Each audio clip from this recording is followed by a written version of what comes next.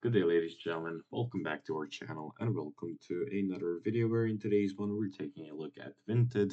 I'll be explaining to you guys essentially how can you request a refund on the website. So let's jump right into it. First of all, open up with Vinted on your web browser. Make sure that you're logged in with your preferred profile. Then in the top right corner, you'll click on this question mark, which will basically lead you on to a page that is actually a help center. So to find out how you can get through with refunds, you will go into buying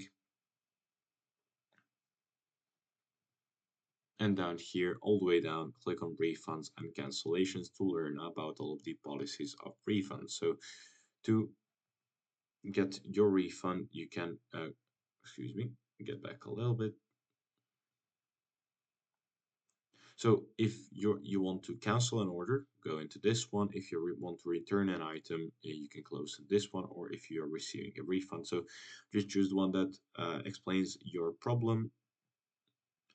So you'll press I have an issue in your conversation screen with the seller within 2 days from being notified by Vinted that the item should have been delivered.